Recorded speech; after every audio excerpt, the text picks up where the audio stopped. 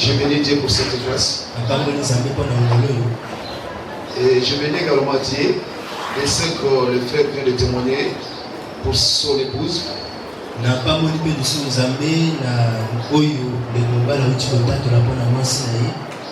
Parce que si lui n'avait pas témoigné cela, moi j'allais témoigner à sa place.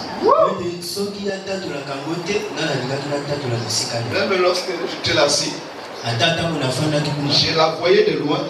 Je me demandais est-ce que c'est elle ou c'est une autre personne. Alléluia. Amen. Au moment où je l'avais demandé auprès de son mari, le frère m'avait raconté cela. Et à ma grande surprise, et Dieu l'a ramené encore milieu de nous. Et voilà pourquoi j'ai béni encore une fois ce Dieu-là. J'aimerais aussi encourager mon frère. Ainsi notre maman qui est devant nous. Et nous savons que, et nous devons savoir que les combats, les persécutions font partie d'une vie réelle d'un chrétien.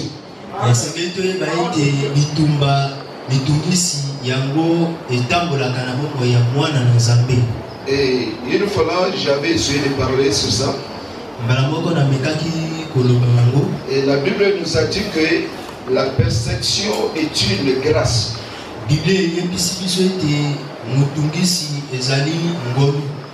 C'est-à-dire que lorsque vous êtes persécuté à cause du Seigneur, c'est toute une grâce. Il y avait des versets. C'est que Dieu le vendredi là. Alléluia. Amen. Même un jour avant que je puisse passer bientôt là, je compte maintenant repartir. Et peut-être un jour pour mon retour. Et je vais continuer au même message. Et la persécution nous amène vers le sommet de la montagne de notre succès.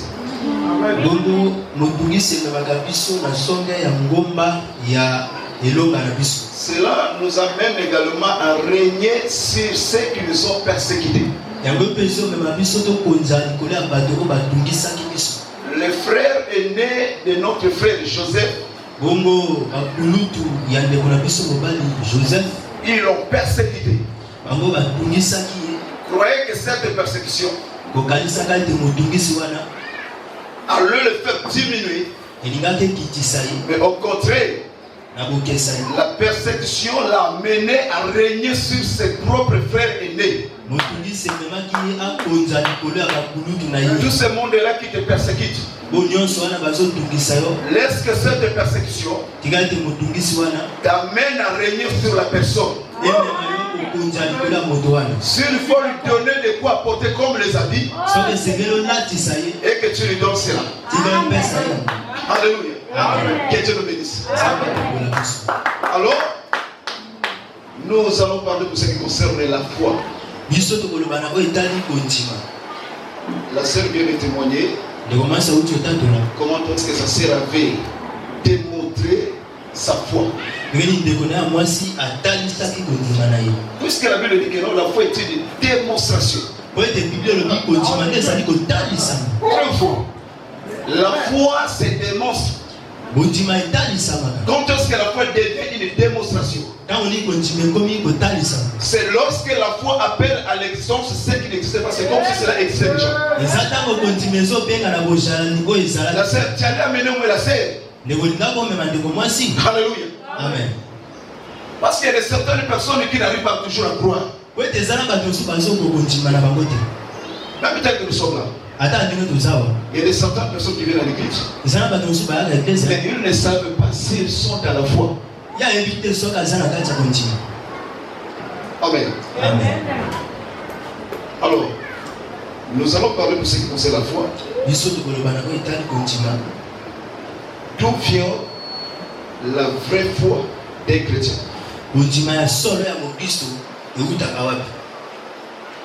Alors, le sujet que nous allons aborder, c'est que le Seigneur a plusieurs canaux faire avoir sa propre foi. Kolo azana bandela ebele pona kotalisa biso kondima na ya solo. Et j'aimerais t'informer dorénavant que la foi est transmissible, la foi est contagieuse. Nalingi koyebisa ete kondima ekabolamaka. Amen. Amen. La foi est contagieuse. Kondima ekabolamaka. Et si vous vous attachez à la personne qui a la foi, la personne elle peut facilement vous transmettre sa foi. Amen. Amen. Et c'est en ce moment-là, la foi peut devenir un habit pour toi.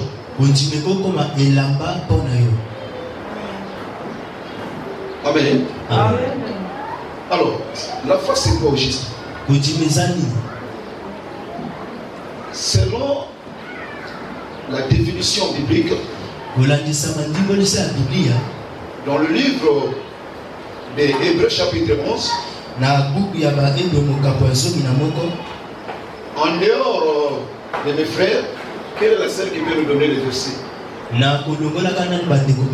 Moi j'ai déjà donné les chapitres, mais maintenant les versets. C'est là où la Bible nous définit la foi. Qui peut nous donner les versets?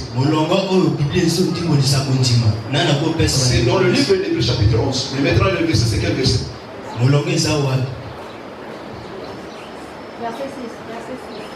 Verset 6. Nous acclamons très fort. Amen. Amen. J'ai un stylo rouge. Même si tu donnes une très bonne réponse, ça va te donner toujours 10 sur 10. Même si tu peux donner une mauvaise réponse, ça va te donner toujours 10 sur 10. Vrai ou faux? Amen. Qui peut ajouter encore? Il y a d'autres places.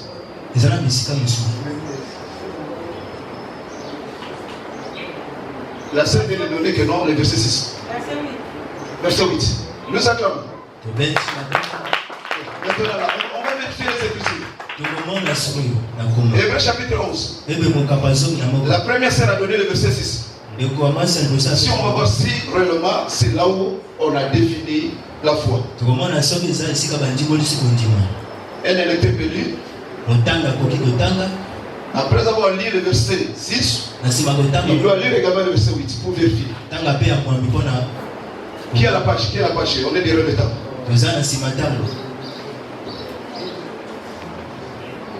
Hébreux chapitre 11.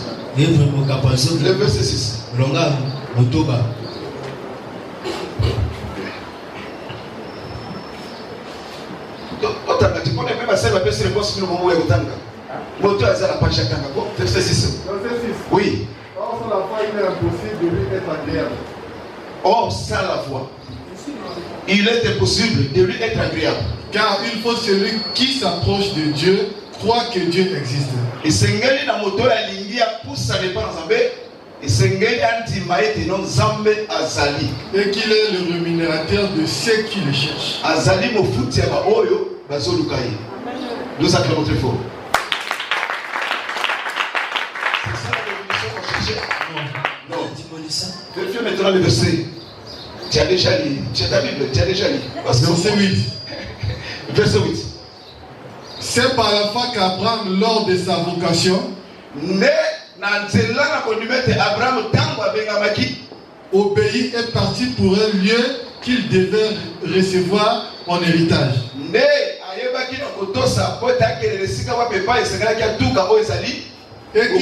Et qu'il partit sans savoir où il était, où il allait.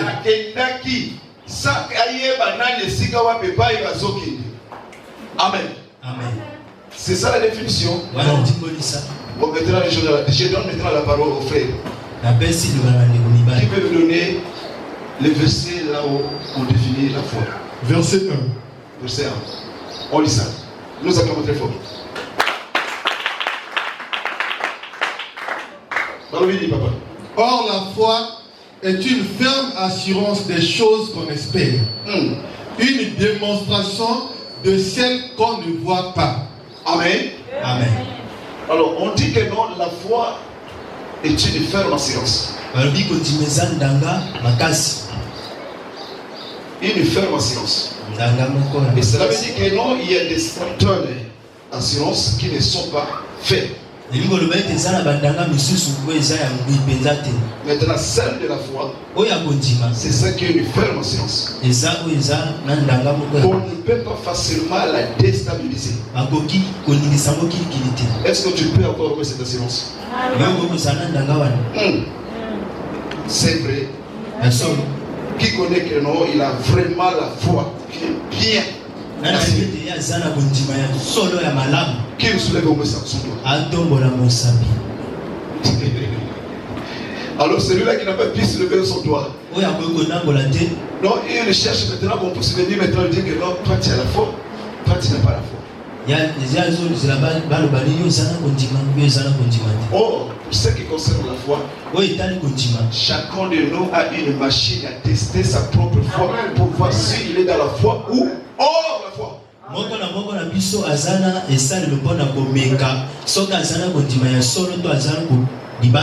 Je peux te faire croire. Alors, Abraham disait qu'il avait la foi. Il testait sa propre foi. Ce n'était pas sa femme qui lui disait que non, Abraham, tu es un homme de la foi. Son Dieu aussi ne disait pas que non, Abraham, tu es un homme de la foi. Abraham, avant que Dieu puisse au moins constater cela, lui-même il testait d'abord sa foi. Je te dis la vérité. Amen. Amen. C'est comme notre frère, les centenaires. Les centenaires avaient la foi. Et personne ne pouvait croire que non, les centenaires allaient faire étonner Jésus-Christ par le moyen de sa foi. Alléluia. Amen. Et dès que Jésus-Christ est arrivé devant les centenaires, bon, lui en tant que Seigneur et Sauveur, en tant qu'omniscient, nous pouvons dire que non, il connaissait déjà. Mais la Bible nous dit, selon les Écritures, sans qu'on puisse ajouter au moins la révélation, la Bible dit que non, la foi du centenaire avait fait étonner qui? Le Seigneur Jésus-Christ à qui nous avons pris en sorte. Si on prend seulement sur le plan évangélique, alléluia. Amen. On verra que non, Jésus-Christ, on peut en dire que non, Jésus-Christ n'était pas au courant de la foi. Alléluia. Amen. Sur le plan des Écritures, on peut dire que non, Jésus-Christ n'était pas au courant de ça. Parce qu'il était étonné. Parce qu'il avait dit ceci. Je suis passé partout. Mais je n'ai pas trouvé aussi une très grande foi telle que je suis venu trouver ici à Capernaum, chez qui? Chez cet homme les centenaires.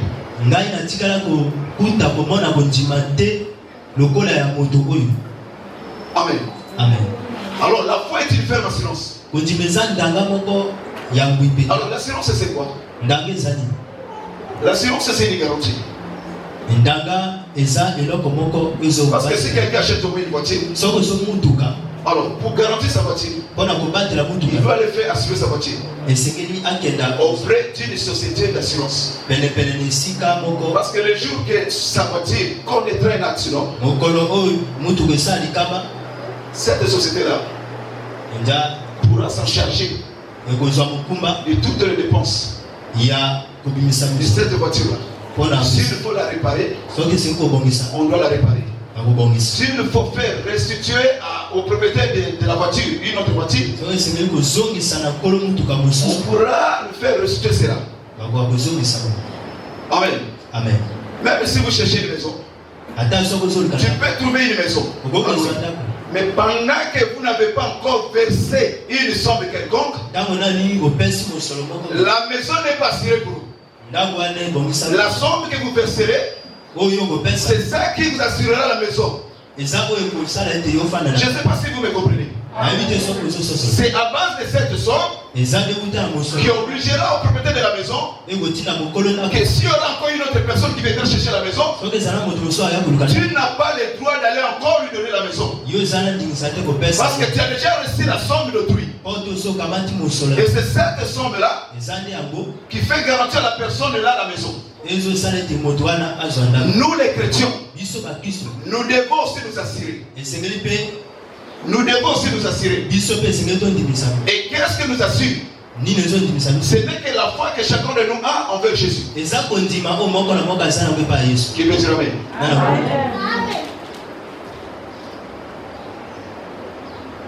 Pour avoir une maison, tu dois donner l'argent.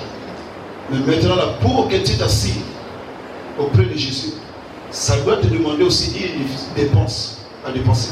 Tu dois dépenser une somme. Une somme quelconque.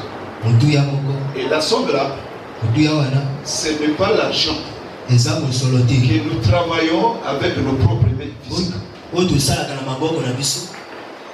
La somme là, ce n'est que la foi que nous exerçons en Jésus.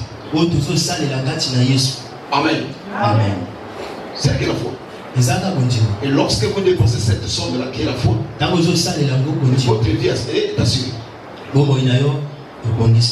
Et la foi nous assure premièrement les salis. Alléluia. Amen. Puisque la Bible dit, Dieu nous a donné son Fils unique. Enfin, que quiconque croit en lui ne périsse point, mais qu'il ait la vie éternelle. Quand on parle du salut, on voit la vie éternelle. On ne peut jamais avoir le salut par l'argent que nous travaillons avec nos propres mains. Alléluia. Amen. Même si tu n'as pas d'argent aujourd'hui là. Alléluia. Vous pouvez avoir aussi de l'argent.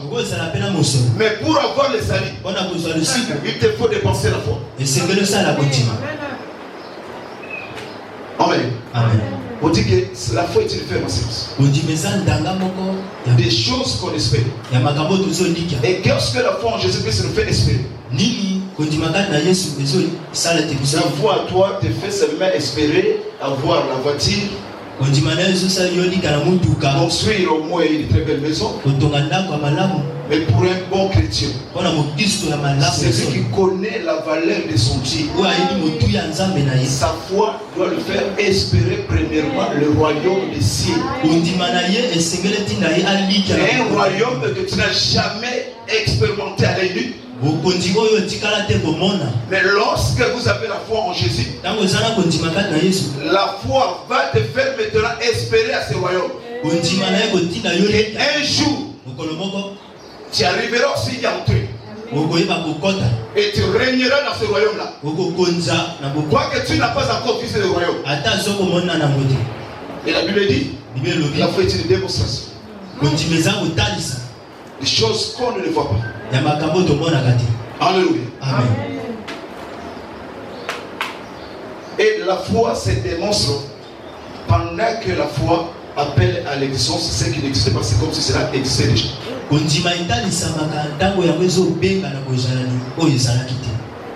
Amen. Amen. C'est là où la foi devient une démonstration. Même chez le magicien, il y a la démonstration aussi.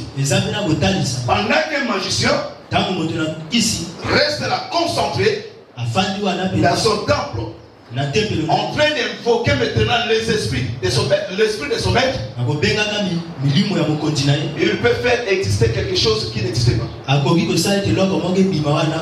Parce que la personne est en train de mettre sa confiance à qui? À son maître. Mais nous aussi nous avons notre maître. Mais on n'arrive pas à placer notre foi entièrement sur notre maître. C'est là où nous échouons. C'est là où on n'arrive pas à mener une vie miraculeuse sur la terre. Et voir même certaines personnes qui se disent les serviteurs de Dieu. Il doit aller consulter le quartier de ce monde pour qu'on puisse avoir au moins le fétiche. Enfin qu'il commence maintenant à opérer le miracle. Alléluia. Amen. Sans tenir compte que non, la parole qu'ils ont peuvent créer le plus grand miracle que le féticheur et le magicien ne pourront pas le créer. Je vous dis la vérité. Tout ce que le monde est en train d'imiter, le monde ne fait qu'imiter ce que Christ a fait. Et un jour, je me souviens, il disait que non, il allait traverser ce fleuve Congo. On l'entendait ici la présence. Pourquoi sur le bas, il allait étaler au moins la note sur ses fleurs, sur la surface des eaux de notre frère Congo. Pour qu'il puisse au moins traverser quelqu'un du ciel. Il n'a pas pu oser cela. Alléluia. Amen. Mais Simon-Pierre avait marché sur les eaux. C'était par la foi. Mais la foi que Jésus-Christ a, la foi que Dingo avait, cela ne pouvait pas le permettre de marcher sur les eaux. Tel qu'il disait aux gens. Alléluia. Pas de marcher sur les eaux. Avec la foi que tu as, tu es capable de marcher sur tes ennemis. Avec la foi que tu as. Alléluia. Amen. Que Dieu te bénisse. Amen. Amen. Alors, je disais que non, il y a plusieurs voies, il y a plusieurs canaux que Dieu utilise pour faire transmettre sa foi. Ne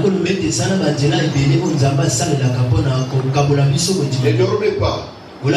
On parle sur ce qui concerne la foi. Parce que sans la foi, Dieu est inutile devant la face de l'Éternel. Tu peux commencer le mercredi jusqu'au dimanche. Vous gênez les jeunes là sans la foi. L'Éternel ton Dieu, à qui tu as crié en son nom, multipliera tes jeunes là par 0. Et la réponse de votre jeune sera 0. Je vous dis la vérité, je ne comprends pas.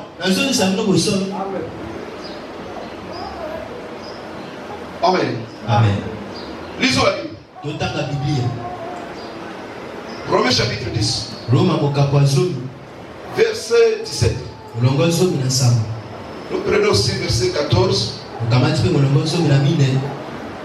On commence d'abord le verset 17.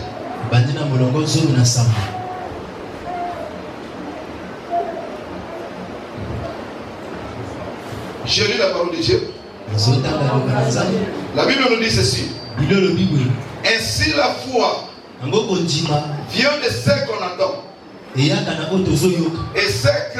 ce qu'on attend vient de la parole de Christ. Il y a quelqu'un qui a compris cela. Amen. Le verset 14. Toujours sur le même chapitre. Comment donc invoqueront-ils celui à qui ils n'ont pas cru? Et comment croiront-ils à celui dont ils n'ont pas entendu parler?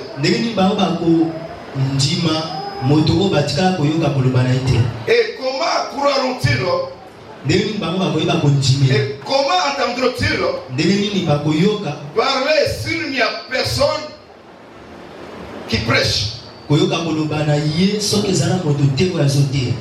Amen. Amen. La Bible dit que non, la foi vient de ce que nous attendons. Et là, nous parlons d'une foi chrétienne. Nous, en tant que les chrétiens que nous sommes, notre foi nous provient de la parole de Christ. Et lorsque nous prêchons la parole de Dieu, et cette parole de Christ, c'est ça qui nous donne la foi. C'est ça qui nous ajoute la foi. C'est ça qui nous fait augmenter la foi. Alors s'il n'y a pas des envoyés, s'il n'y a pas de prédicateurs, et comment est-ce que d'autres personnes pourront avoir la foi? Alléluia. Amen. Et parce que la Bible dit, comment donc ces gens-là invoqueront le nom de celui, invoqueront le nom de la personne à qui ils n'ont pas crié. Un homme, avant d'invoquer le nom du Seigneur, il doit d'abord croire à ce nom-là. Et comment donc un homme peut croire pendant qu'il n'y a personne qui peut aller lui parler de ce nom-là.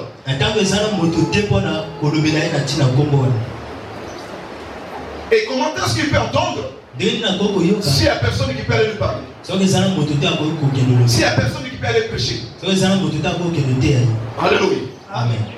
Alors pour nous les chrétiens, notre foi nous vient de la parole de Christ. Et souvenons de ce que la Bible nous dit. Notre Seigneur nous parle tantôt d'une manière, tantôt d'une autre. Voilà pourquoi j'ai dit que non, notre Seigneur, il a plusieurs canaux à utiliser pour nous faire transmettre sa foi. Alléluia. Amen. Et le premier des canaux, c'est d'abord sa parole. Et j'aimerais vous informer également que le Seigneur Jésus-Christ lui-même est à la source de la foi chrétienne. Il est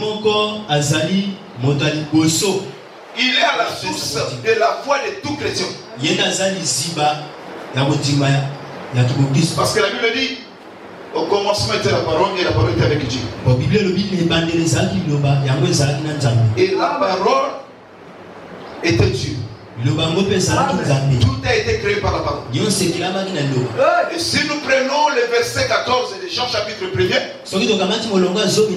la Bible dit, la même parole s'est faite chair. C'est la personne de Jésus-Christ. Alléluia. Amen. Donc par là nous comprenons que non seul Jésus-Christ qui est la source de la foi de tout chrétien sur la terre.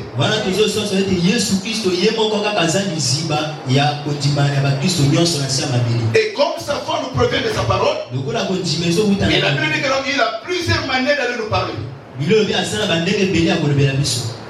Et le premier canal, c'est d'abord sa parole. Et Dieu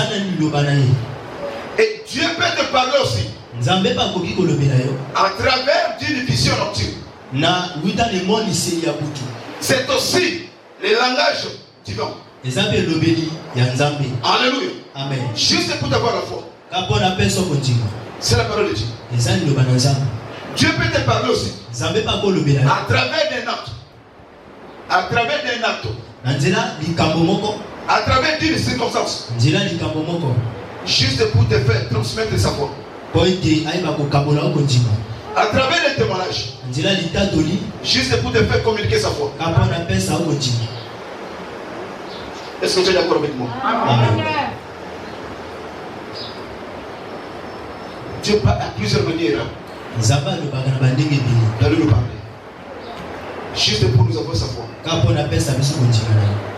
Amen. Amen. Même une persécution, Dieu peut autoriser cela. Juste pour avoir la foi. Est-ce que tu comprends cela? Prenons l'exemple.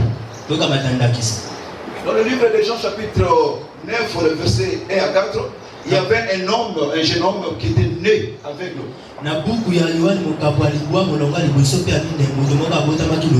Les disciples l'ont vu.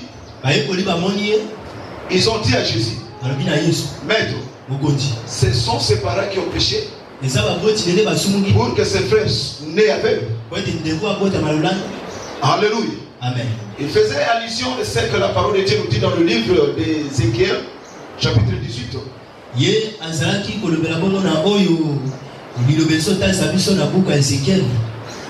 Si je ne me trompe pas.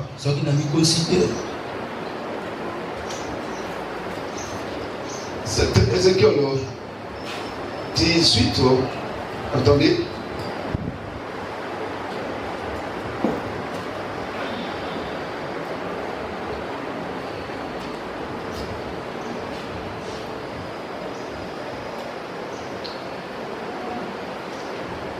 Ézéchiel, ça c'est un verset qui...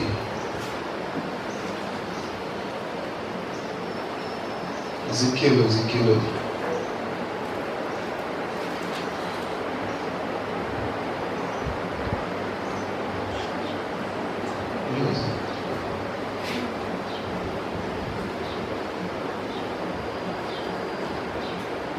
Ézéchiel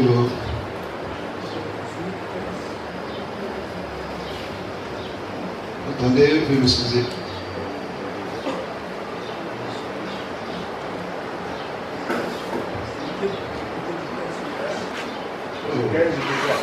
Oh, le verset 20.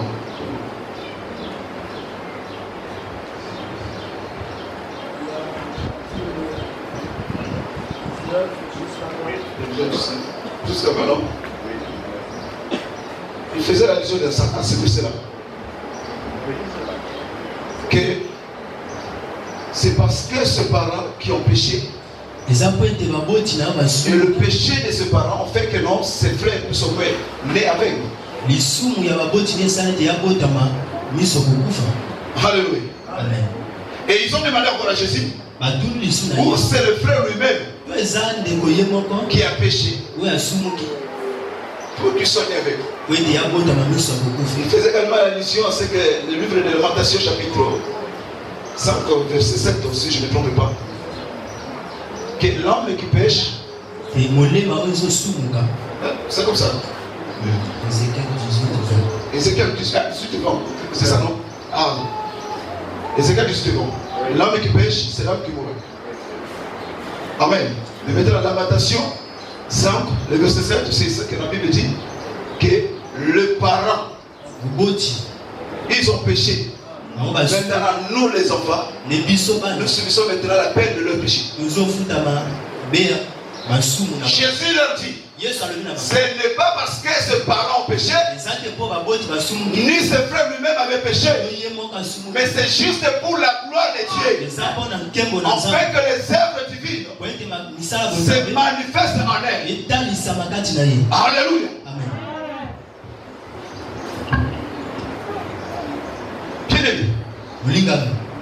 Dieu peut opérer une chose qui peut dépasser ton entendement. Et je viens de dire que non, la foi est transmissible, la foi est contagieuse.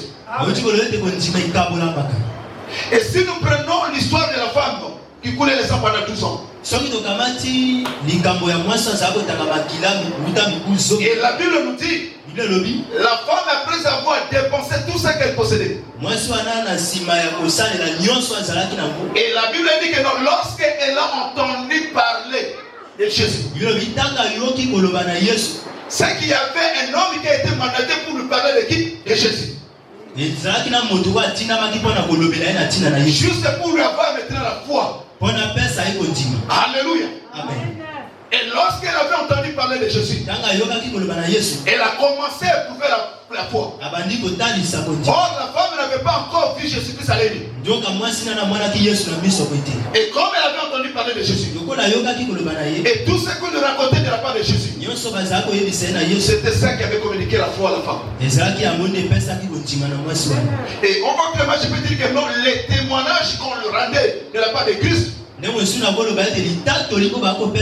ça qui a fait remonter la foi de la femme. Et là où elle était, elle avait commencé maintenant à dire, si elle sait seulement de toucher le bout de son vêtement, elle sera guérie de sa maladie. Or, elle n'avait pas encore vu Jésus.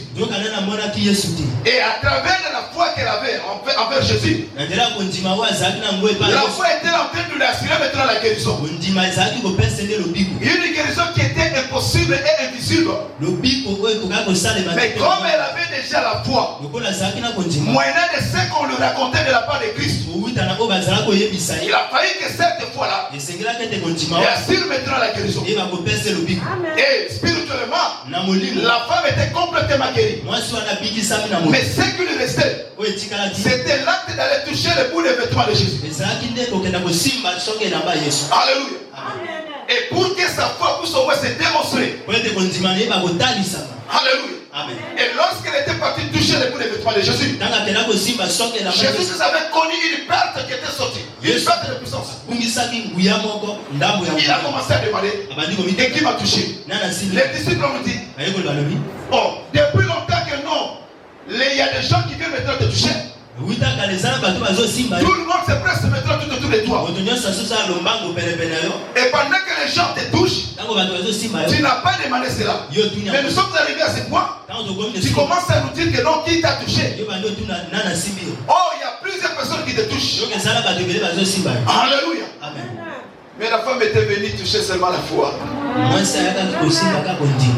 Alléluia. Amen. Elle avait touché la personne de Jésus-Christ. C'était par la foi d'abord. Elle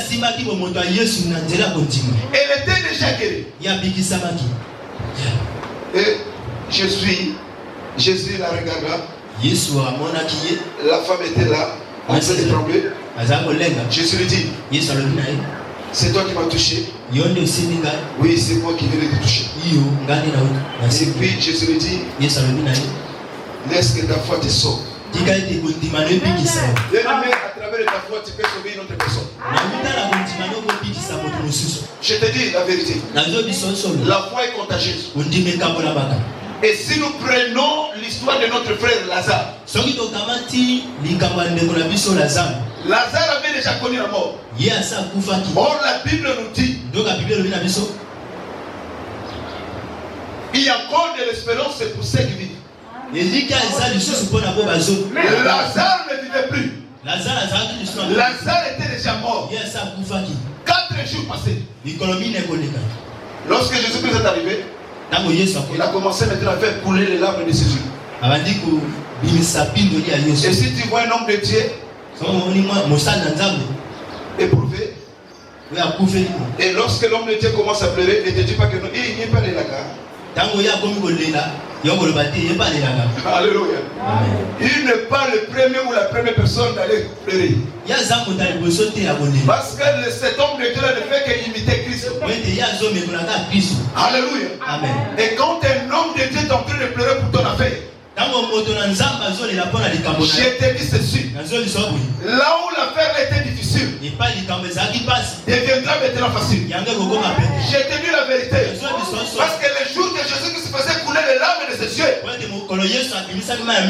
la terre dans laquelle on avait enterré Lazare était devenue une terre fertile. À cause de larmes des yeux de Jésus. Pendant que Jésus se faisait que faire pleuvoir au moins la pluie de ses larmes, c'était pour affaiblir l'endroit là où Lazare était enterré. Je vous dis la vérité. Alléluia. Même la sœur de Lazare, on lui a demandé où est-ce que vous l'avez mis.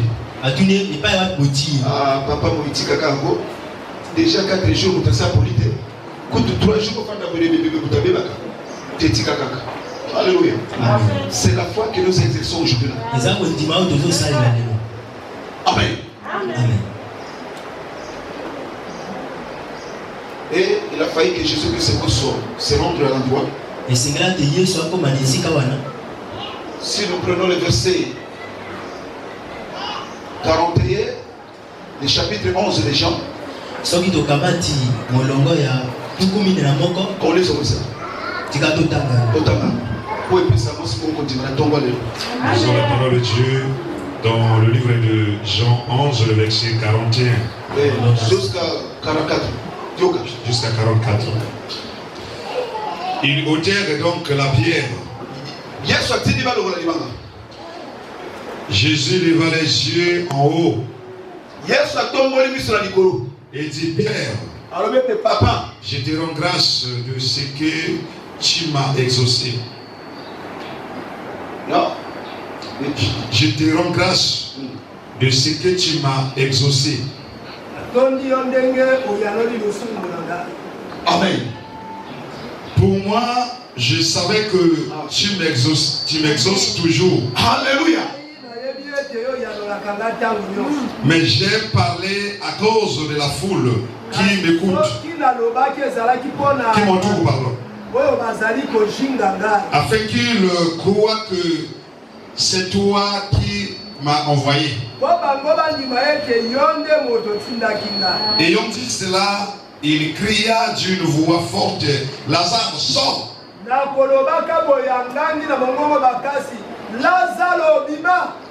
Et le mort sortit, les pieds et les mains liés, des bandes et le visage enveloppé des linges.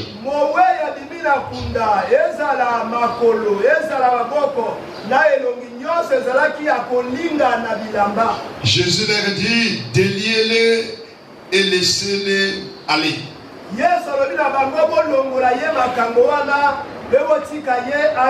Ça c'est lequel verset? Le verset 44. 45. Plusieurs des Juifs qui étaient venus vers Marie et qui virent ce que fit Jésus, crurent en lui.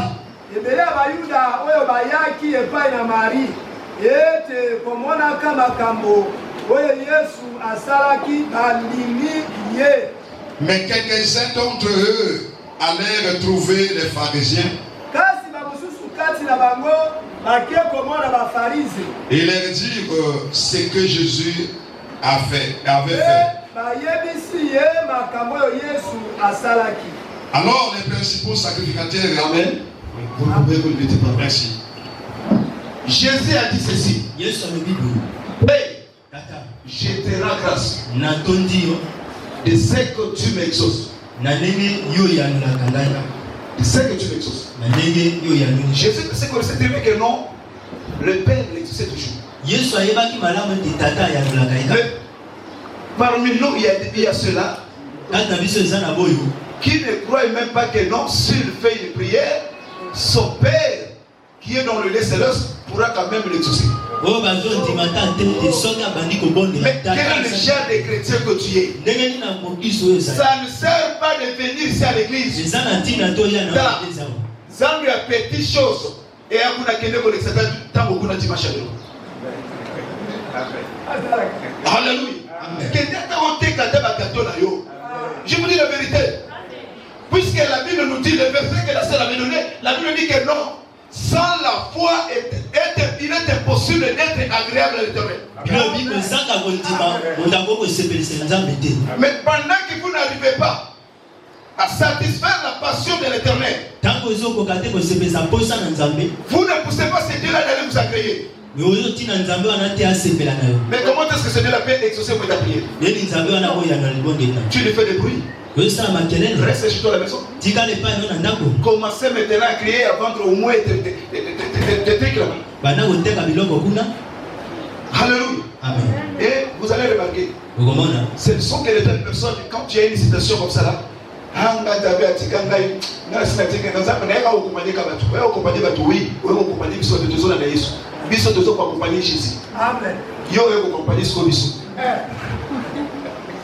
Alléluia. Parce que Jésus a dit, personne ne peut l'accompagner pour qu'il puisse au moins le laisser retourner le même vide. Jamais. Simon avait demandé, j'ai tout quitté à cause de toi. Et qu'est-ce que je recevrai? Jésus avait relaté une parole. C'était la parole d'assurance. Que non, tout ce que vous avez quitté à cause de moi, je vous ferai une restitution au centuple. Dans ces siècles présents. Dans le siècle à venir, la vie éternelle. Ah, Pierre avait écouté cela. Il était bien assuré. Quelle est la parole qui t'assure? Alléluia. Si ce n'est pas la parole de Christ. La Bible dit que non, lorsque Jésus dit que non, je savais que toi tu m'exauces toujours. Alors si moi je vais maintenant prier, c'est à cause de cette foule, afin que cette foule croie à toi. Alléluia. Amen. Ce n'était pas pour lui. Donc il voudrait tout simplement communiquer sa foi à la foule.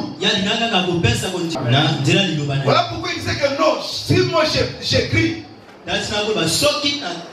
si je vais crier, c'est juste à cause de cette foule qui m'entoure. Pour lui avoir maintenant la foi. Et dès qu'il avait crié, Lazare était sorti.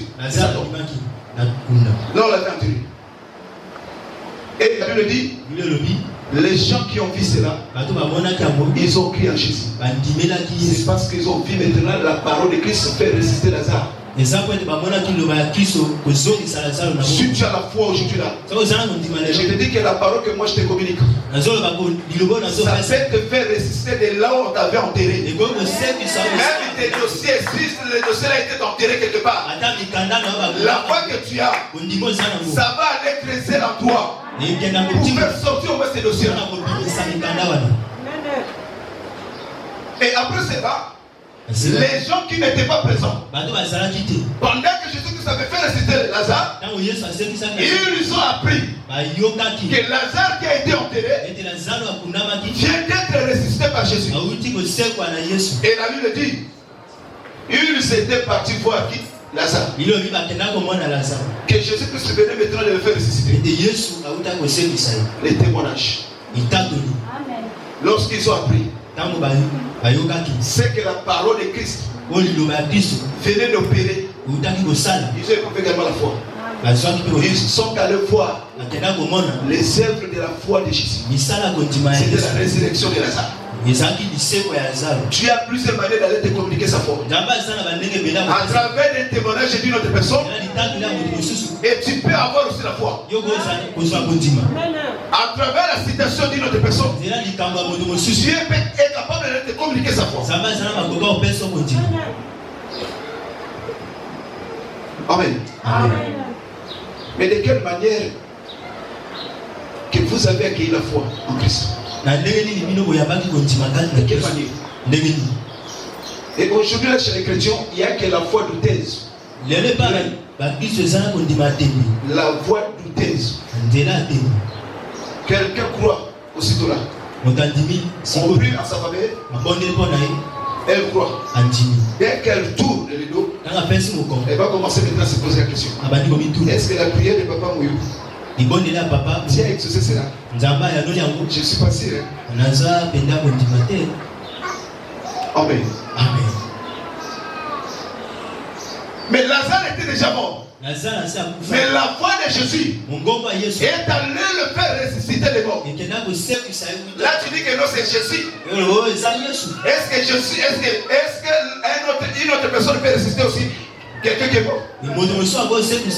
C'est ça ta question. Tu te poses cette question. Mais les disciples de Jésus, au nom de Simon Pierre, il avait fait ressusciter aussi une mort. Alléluia. Notre sœur habite à Dorcas. Jésus-Christ n'était plus sur la terre. Alléluia. Et les disciples étaient restés en train de continuer l'œuvre. Et la Bible nous dit, lorsque Pierre avait reçu la nouvelle, il a failli que Pierre puisse se rendre dans l'endroit. Il est allé trouver tout le monde en train de pleurer. Les veuves ont commencé maintenant à témoigner de Tabitha Dorcas. Regardez au moins cette habit. C'est elle qui m'avait donné.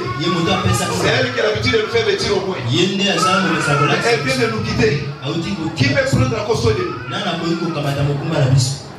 La Bible dit ceci. À travers la prière de Simon, notre sœur Tabitha Dorcas avait repris la vie. Alléluia. Continue maintenant. C'était toujours Jésus. C'était la foi. Oh Pierre, à travers sa foi, il était toujours avec Jésus. En chair comme ça là, Jésus-Christ ne peut plus avec eux. Mais spirituellement, Jésus-Christ était toujours présent. Parce qu'avant que Jésus-Christ se pousse à le quitter, il leur avait promis que je ne vous laisserai pas des orphelins. Je vous enverrai une autre personne qui sera pour vous un consolateur. Que le monde ne le connaît pas. Mais quand vous le connaissez, il est avec vous. Tôt ou tard, il sera toujours avec vous. Même dans la souffrance, il sera là pour vous consoler. Et voilà pourquoi il a consolé notre frère Dimitri. Alléluia. Amen. Il était toujours là. Et lorsque Pierre avait prié, il a fait que Tabitha Dorcas pour sauver et revenir en vie. Elle avait repris la vie. Alléluia. Elle ne blague pas avec la foi. Aujourd'hui, tu te dis chrétien. Est-ce que tu as la foi? Amen. Amen. Et voilà pourquoi tu as une situation chez toi à la maison. Tu n'arrives pas à prendre le devant pour faire la prière. Tu dois toujours chercher à faire venir les hommes de Dieu. Je te comprends. Vous êtes des chrétiens irresponsables. Nous devons être des chrétiens responsables. Un chrétien responsable, c'est quelqu'un qui est capable d'aller défendre certaines choses. Ce frère qui était né aveugle, après avoir rencontré Christ, il a fallu que Jésus-Christ pour sauver le faire recouvrir la vie. L'esprit vers le pharisien, se sont évités de ça.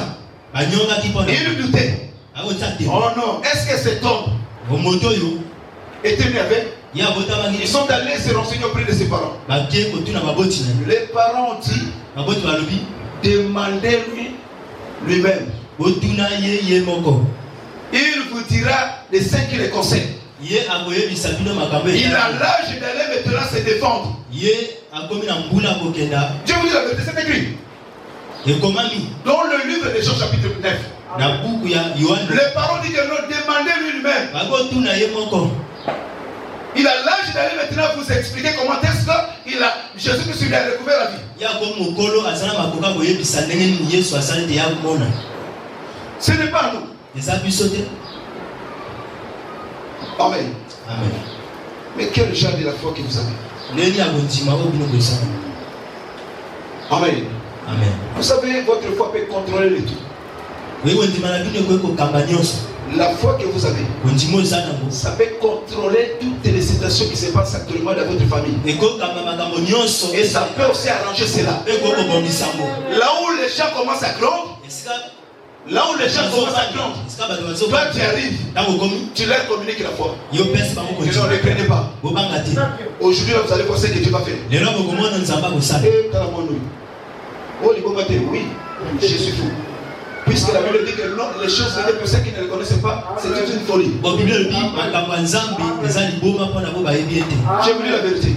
Lorsque vous avez la foi en Jésus, et cette foi-là va vous éclairer, je vous dis, les yeux de votre cœur. Et vous allez, ça va commencer à vous faire observer les choses d'une manière exceptionnelle.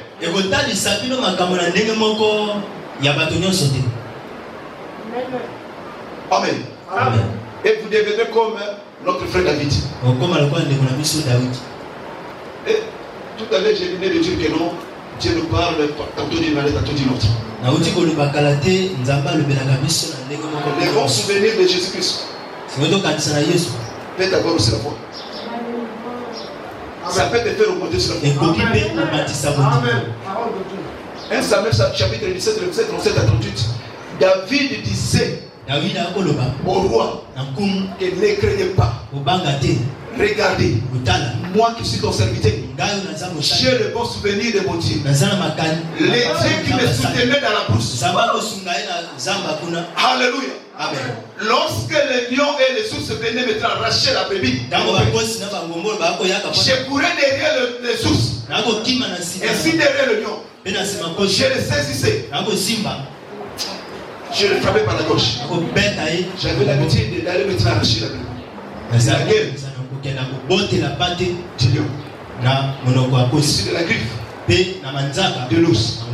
Le Dieu qui agissait avec moi dans la brousse, il agirait également avec moi devant cet homme. Tu vois comment est-ce que non, les souvenirs, il fait augmenter la foi. Amen. Amen. Amen. Le miracle que Jésus-Christ peut opérer, ça peut te donner la foi. Le miracle là, c'est le langage de Christ. Je vous dis la vérité.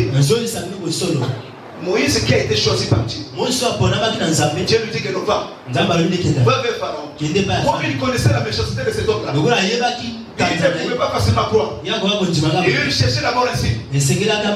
Un miracle. Dieu lui dit, qu'est-ce que tu as dans ta main? J'ai un bâton. Jette la par terre. Jette la verge là. On jetait la verge par terre. Il s'est transformé en serpent. Il avait pris la fuite devant la verge. Dieu lui dit saisis la verge par laquelle. On saisit ça cela par laquelle. La verge s'est devenue encore. Le serpent s'est devenu maintenant à une verge. Alléluia. Amen. Et en ce moment-là, Moïse ne pouvait plus craindre. Il dit j'ai le bâton. Je vais y aller. C'était le bateau là qu'il avait assuré. Toi aussi tu as le bâton. Le bâton que tu as, ce n'est que la parole que tu as. Alléluia. Amen. La parole que tu as, avec le paix là que tu as, tu es capable d'aller opérer quelque chose qui peut faire étonner beaucoup de choses. Et qui peut ramener plusieurs personnes à d'aller croire à ton Dieu. Malgré que tu es en train de leur dire que non, tu as Dieu. Mais ils ne croient pas ça. Mais la parole que tu as. Et lorsque vous obéissez à la parole, lorsque vous pratiquerez la parole, la vie des miracles deviendra votre partage du jour au jour. Amen. Amen. Bien aimé, lorsque on croit en Jésus, la foi devient automatiquement un habit. Je te dis la vérité. La foi devient automatiquement un habit. Amen. Amen. Et la foi peut te faire porter la personne de Jésus-Christ comme un habit. Je vous dis la vérité. Et lorsque vous êtes habillé maintenant de la foi, et c'est cette foi-là qui peut te pousser d'aller maintenant aller et s'approcher de qui? De ce Dieu-là. Voilà pourquoi la Bible dit, lorsque vous avez la foi, c'est la foi qui va vous pousser d'aller vers Dieu.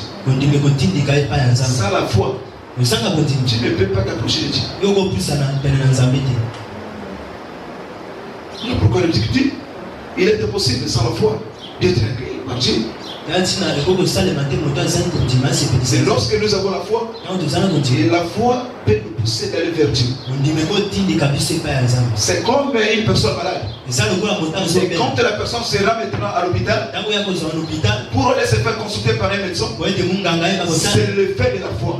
Parce que la personne sait que non, à s'approcher du médecin, tout ce que le médecin me prescrira comme l'ordonnance. Lorsque je vais maintenant acheter cette ordonnance, pendant que je vais commencer maintenant à prendre maintenant le produit, j'aurai toujours la guérison. N'amoko au témoin, la joie des ibuprofène. Nous devons ça la passe. Le simi kakabou, le simi mal. Kozo kama ya tika lupa, na bois qui ibuprofène mi bali. Dans le manganité, mais le cola déjà n'a ni que t'es non ibuprofène comme ça qui met ça tika babo pour tenir ça le soir. Maintenant la terre, c'est la terre exotique. Je vous dis la vérité. Ça c'est une expérience que moi j'ai vécue. Alléluia. Et la foi peut vous donner une avance. Et celui qui n'a pas la foi peut avoir au moins le retard. Une distance de 100 km. Mais toi, comme tu as la foi, tu vas faire réduire au moins la distance de la bénédiction. Je vous dis la vérité. Mais comme tu as la foi, au nom de Jésus, c'est tout. Demandez cela auprès de notre frère Élie. Lorsqu'il était sur la montagne de Carmel, les 450 prophètes de Baal, ils ont commencé à faire des incantations, ils ont commencé à implorer. Il n'y avait rien. Mais Élie, avec toute la facilité, Seigneur, là il prend le type de Christ. Je sais. Alors je t'invoque pour que ce monde sache et croie que non, c'est toi qui es Dieu. Et je vais maintenant voir le fait descendre du ciel. Et lorsqu'ils avaient vu cela, personne ne pouvait plus douter à la divinité de Dieu de qui? d'Élie. Il y a de certaines personnes qui n'arrivent pas à croire à des paroles, c'est parce qu'ils n'ont pas encore vécu des signes. Alléluia. Amen. Et j'aimerais que non, tu puisses regarder ta position. Voilà pourquoi Hébreu nous dit que non, nous ne pouvons pas perdre la profession d'espérer en Christ. Tu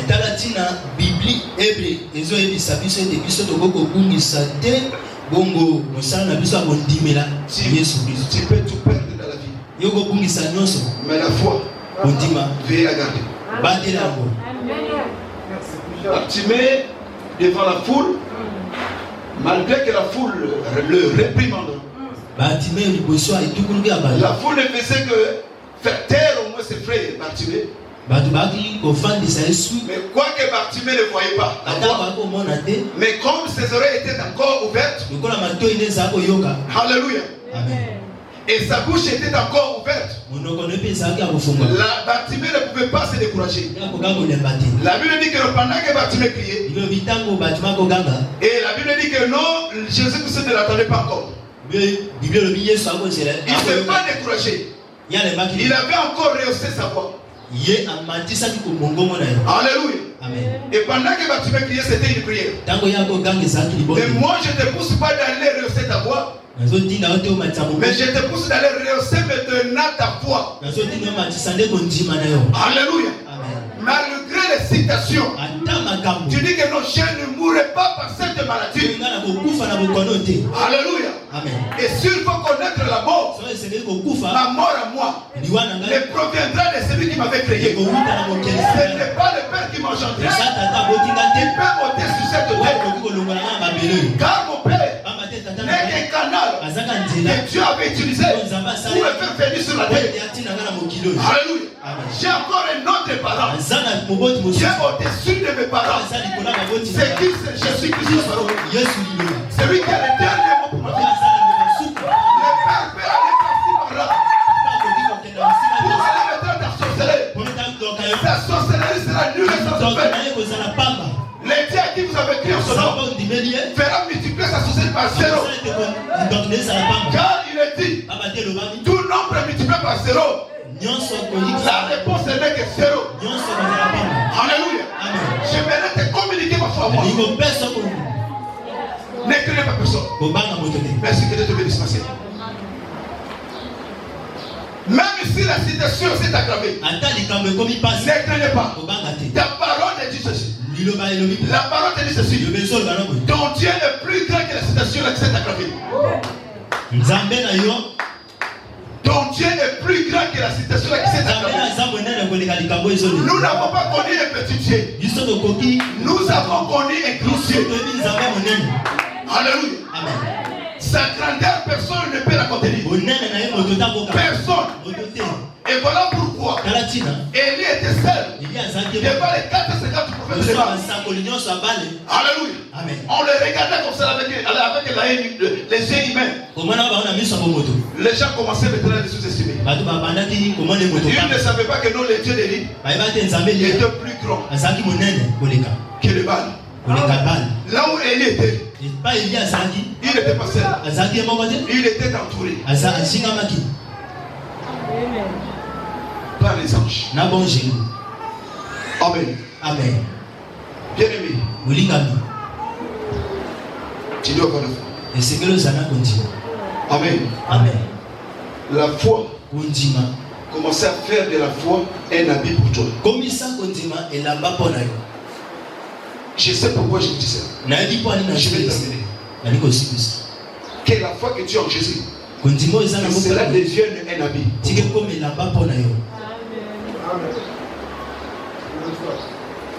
Vous savez, la foi de tout et chacun de nous doit être examinée. Tu es compte maintenant à prouver la foi de tout et chacun de nous. Avant que Dieu puisse au moins prouver la foi de tout et chacun de nous, nous-mêmes, chacun de nous a une machine à tester sa propre foi pour voir si réellement il est dans la foi ou pas. Corinthiens chapitre 13, verset 5. Corinthiens chapitre 13, verset 5. Parce que vous avez le ce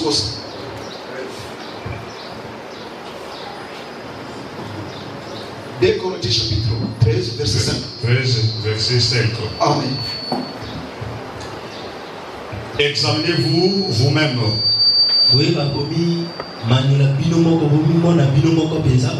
Pour savoir si vous êtes dans la foi. Éprouvez-vous vous-même.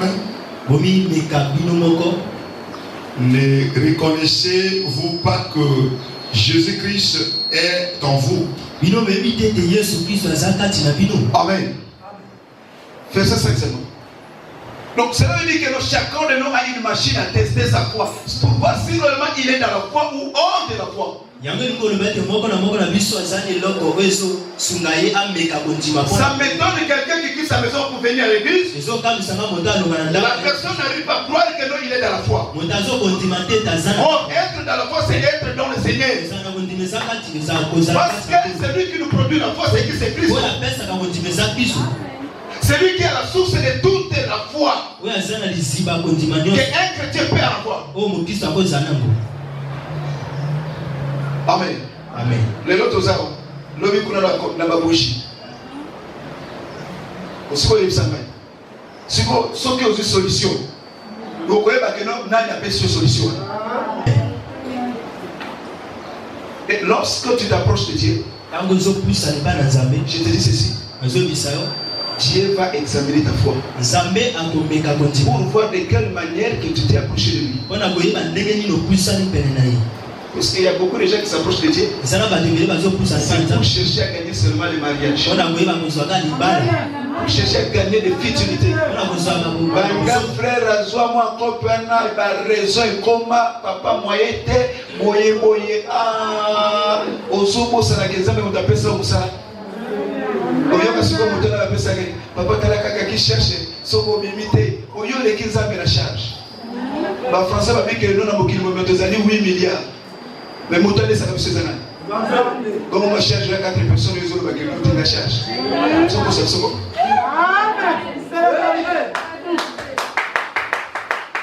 Alléluia. Amen. Yo moi mon cœur souffrance et kaka yo ko sabiso. Ta zamba utala babitala. Yo ko baba ka souffrance. Ya kolia na ndenge moko ya batrakasiri. Yo za Lazare ya expliquer. Ndio za kolia. Tant riche za kolia. Ya ko pesa musuni. Ako pesa meme ba père kaso ke ole. Boko za ndi. Expliquer mucho. On a fait la musique avec les capuches donc on a fait la péage kaka na centre de mesure ça doit toquer de oyo.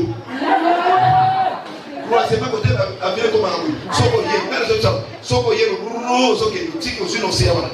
Ma na péage no oyo. Goudron kamoko. Et devient oui et comment siko. Oyo comme la sens oyo comme ça sont ngandi na zawa. Na croisement balabala. Mais on a fait la musique. La reine de Seba, Yaka, il s'est mutu. Dans le cas, continue. Non, la sagesse c'est ça. Yo sakani. A foutre la bien musique. Yo les qui.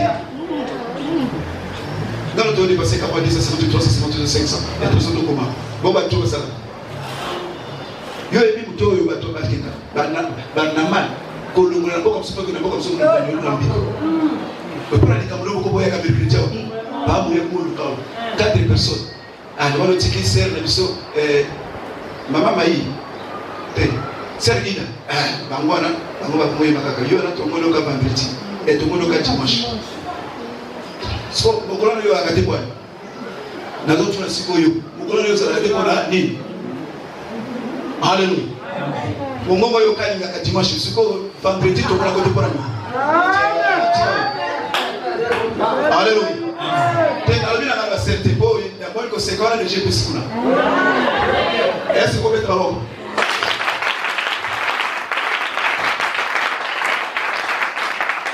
Sala soki na linga kote na ngolo bilopiti. Sala solo ba kona linga komiki. Depuis na ya. Yesu ka l'église na saki. Après que chaque tombe de tombe na ndako kuna na kanaki simetele kana kachanga. Na kila kitu na kile kitu. Mais elle va te dire pour ça faire l'église. Mais tout ça. Amen. Bien aimé, lorsque tu t'approches de Dieu, Dieu va examiner ta foi. Amen. Parce que Bible dit que nous montons par exemple ça là ça la continue. Et c'est la foi qui va te pousser vers Dieu. Et dès que tu arrives devant ce Dieu-là, Dieu va compter maintenant à examiner ta foi. Mais tu dois être le premier ou la première personne d'aller examiner d'abord ta propre foi. Est-ce que tu comprends? Amen. Si vous prenez Genèse chapitre,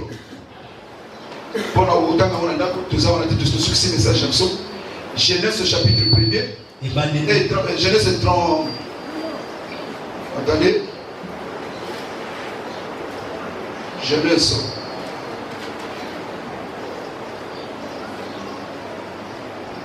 Genèse 27, verset 21 à 29.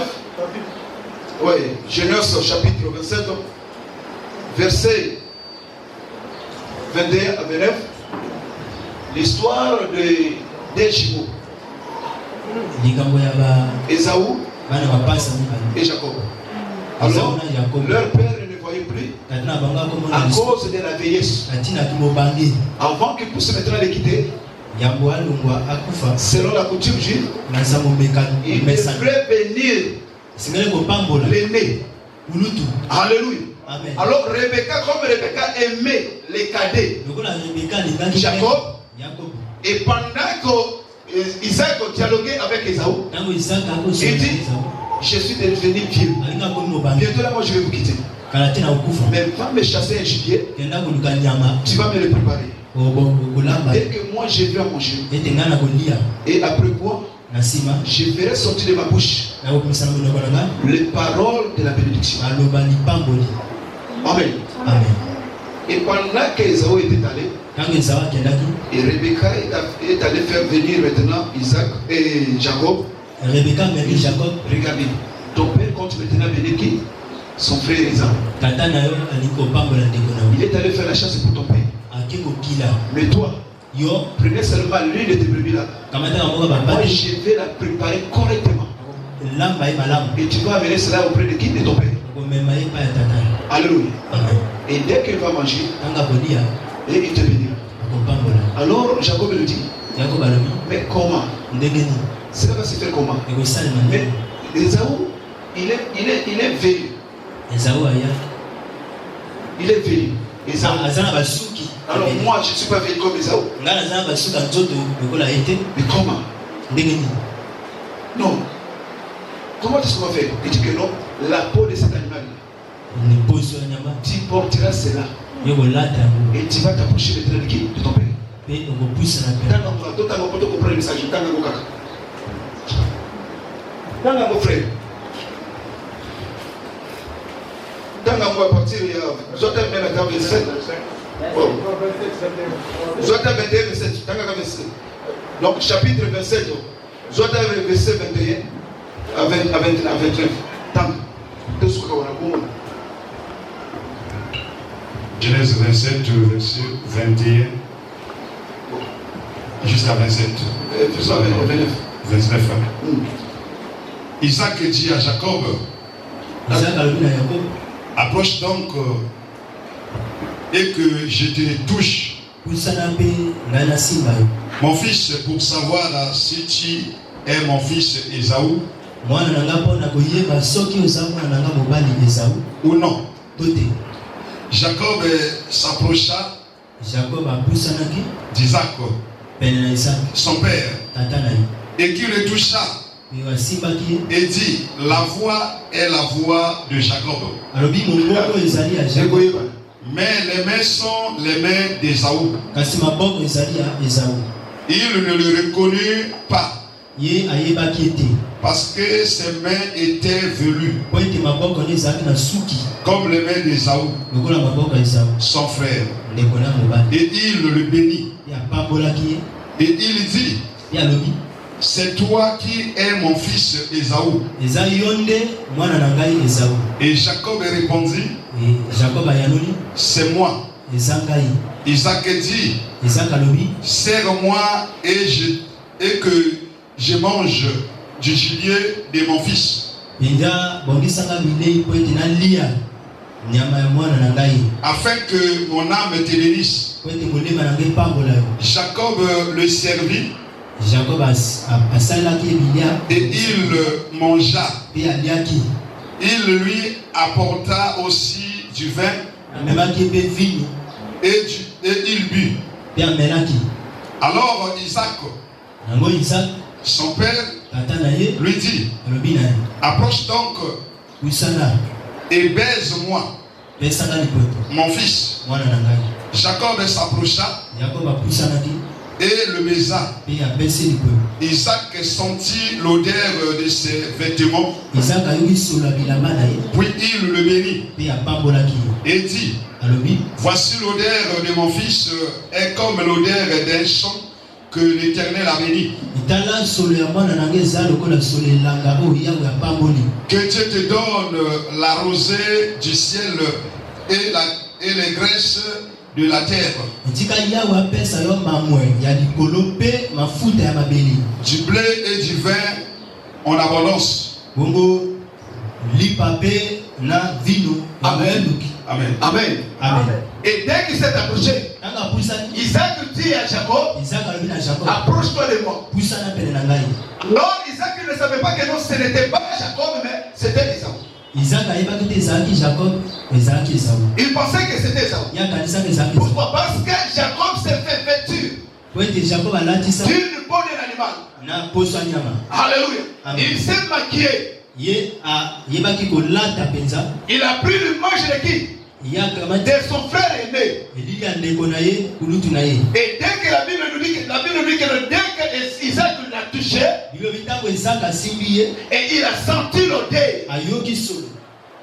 Bien aimé, lorsque tu t'approches de Dieu, Dieu va chercher maintenant à palper ta foi pour savoir de quelle foi qui t'est approché et quelle foi qui t'a poussé d'aller s'approcher de lui. Alléluia. Isaac était là. Il a commencé maintenant à toucher.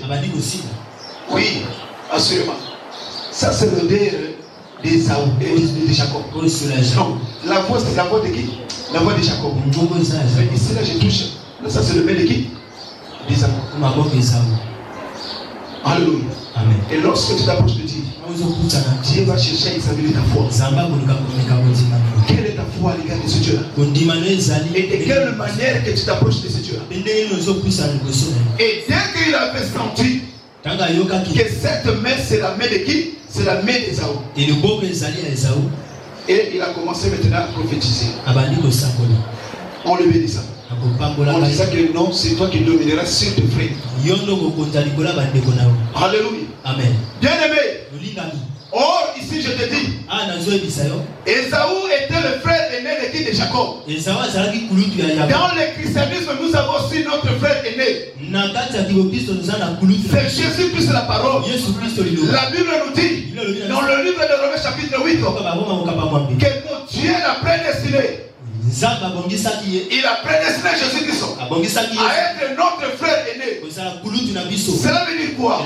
Avant que nous puissions nous approcher de notre Dieu, chacun de nous doit se faire vêtir de la personne de Jésus-Christ la parole. Alléluia. Et lorsque tu seras vêtu de la personne de Jésus-Christ, tu vas commencer à dégager l'odeur de qui? De Christ. Je veux dire la vérité. Jacob s'est fait vêtir de la personne de qui? De son frère Esaü. Tout chrétien doit se faire vêtir de la personne de qui? De Jésus-Christ. Enfin d'aller s'approcher de qui? Du Père. Et dès que tu viendras devant le Père, le Père va commencer à palper ta foi.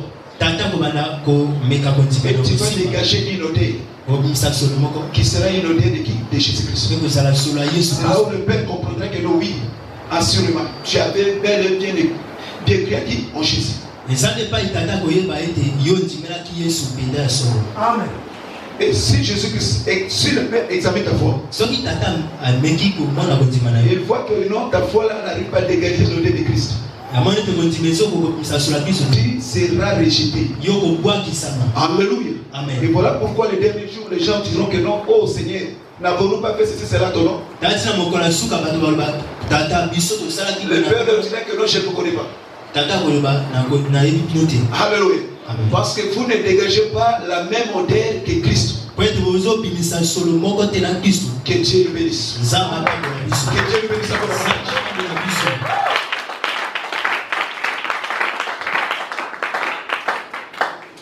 Amen.